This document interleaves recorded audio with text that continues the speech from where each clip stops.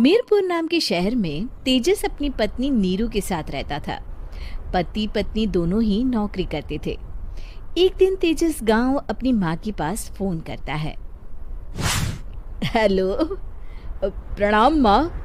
जीते रहो माँ, तुम दादी बनने वाली हो। अरे वाह, ठीक है बेटा, मैं कल ही आती हूँ। जब माँ जी शहर पहुंची तो बेटे बहू ने बहुत अच्छे से स्वागत किया।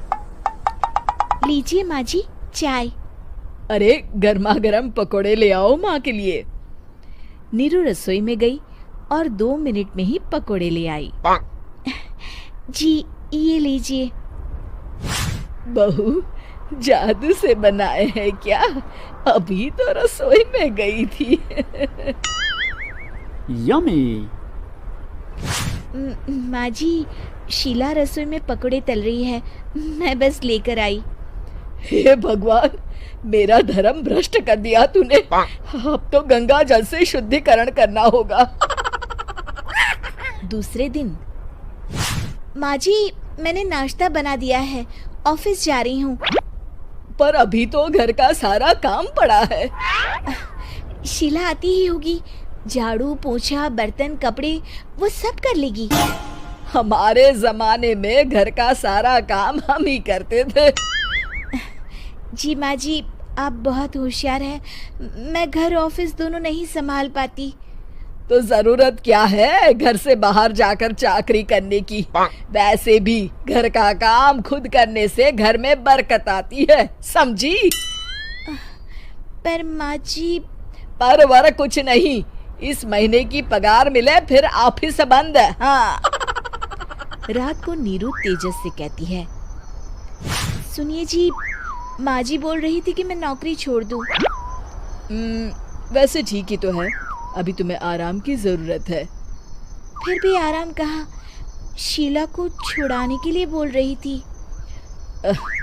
तो अब 24 घंटे में इतना काम तो कर ही सकती हो। पर जॉब पसंद है मुझे, घर पर मन नहीं लगेगा। अगले दिन जब दोनों ऑफिस के लिए निकल रहे थे, मेरी तो कोई कीमत ही नहीं है इस घर में। माँ जी, आजकल महंगाई बहुत है, रहन सहन भी बदल गया है, दोनों नौकरी करते हैं तभी ठीक रहता है।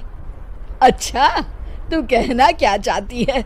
मेरा बेटा तुझे बिठा के खिला नहीं सकता? तू ही इस घर का खर्च चला रही है, हैं? नहीं माँ जी, मेरा वो मतलब नहीं था। मतलब खूब समझती हूँ, ये बाल धूप में सफेद नहीं किए मैंने। हाँ।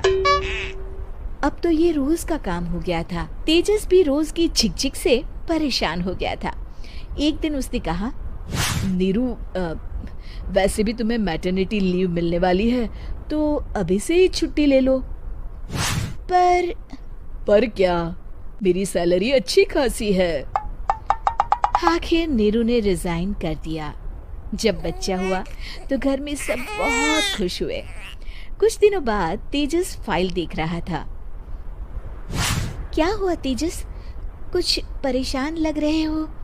अब हाँ, वो हमारी जितनी सेविंग्स थी वो तो हॉस्पिटल में और छठी के फंक्शन में खत्म हो गई है नीरू।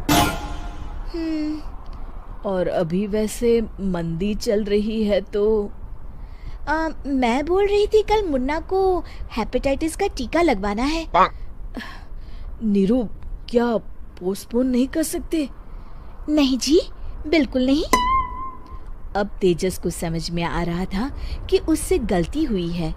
पैसों की कमी का असर घर के माहौल पर भी पड़ रहा था। अगले दिन, बेटा मेरा चश्मा और ये दवाइयाँ ले आना, पर्चा देते हुए माँ जी ने कहा।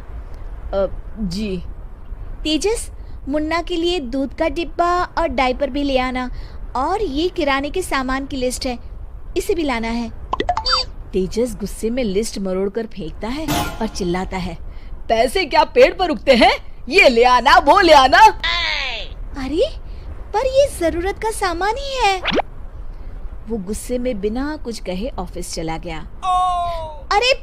अरे लंच तो ले जाइए। नीरू दौड़कर डिब्बा पकड़ाती है। एक दिन खाना खाने के बाद, नीरू, अब तो मुन्ना कुछ बड़ा हो गया, तो अब तुम वापस ज्वाइन कर लो ना जॉब। पर इस रिसेशन में जॉब मिलना बहुत मुश्किल है। ट्राई तो करो।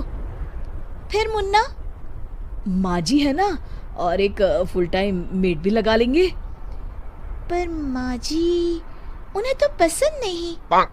तभी माँ जी वहाँ आ जाती है और प्यार से नीरू के सर पर हाथ फेरते हुए बोलती है, अब मेरी समझ में आ गया बहू, पहले के और अब के समय में अंतर है। तुम काम शुरू करो, मुन्ना की जिम्मेदारी मेरी। मेरी प्यारी माँ जी, ये कहकर नीरू उनके गले लग गई। शिक्षा, परिवर्तन संसार का नियम है, हमें भी समय के साथ चलना चाहिए।